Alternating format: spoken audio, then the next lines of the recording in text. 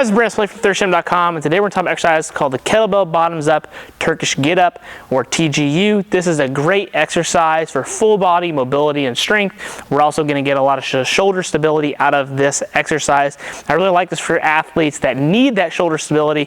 Think of athletes like baseball, softball, volleyball, tennis, anybody that's overhead a lot. This is a great way to get that stability, but you're also going to get that full body integration as well. So we're going to do our standard Turkish Get Up. I've got a video on that if you're curious about how to just do a regular Turkish Get Up in my YouTube channel, but we're going to do this with the kettlebell to level it up a little bit, so to speak. So I've got a kettlebell here. For most of your athletes, the number one thing that's going to be of challenge is going to be grip strength, maybe shoulder stability, could be a bit of both. This will also help you identify that, because if they can hold on to it, but the shoulder stability sucks, then you know the stability needs addressed more.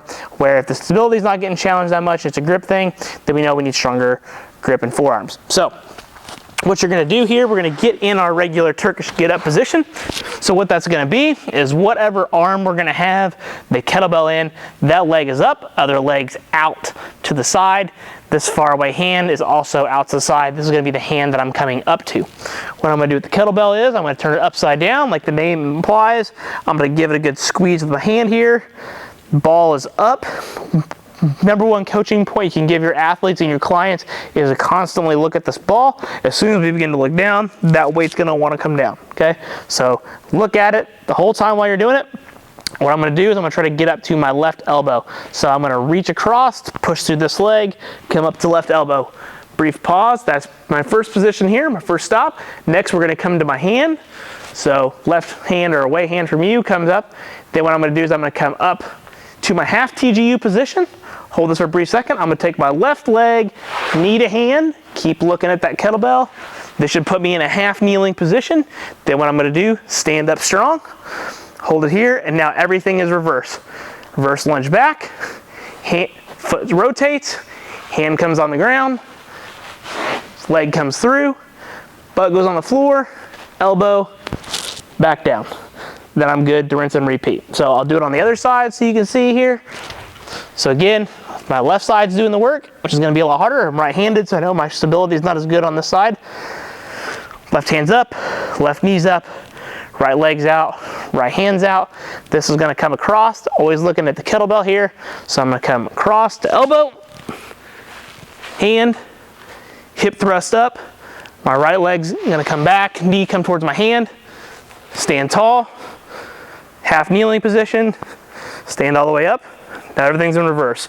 Reverse lunge, hand comes down by my knee, back leg comes through, hips drop, elbow, hand. There we go. So as you can see, there's a lot of steps to that exercise. There's a lot going on.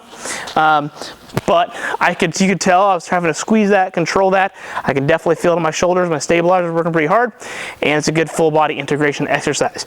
Because it's so long, there's a lot of time under tension, particularly in your shoulder stabilizers here as you're holding that kettlebell bottoms up. I really like this to start with 2 to 3 reps per side.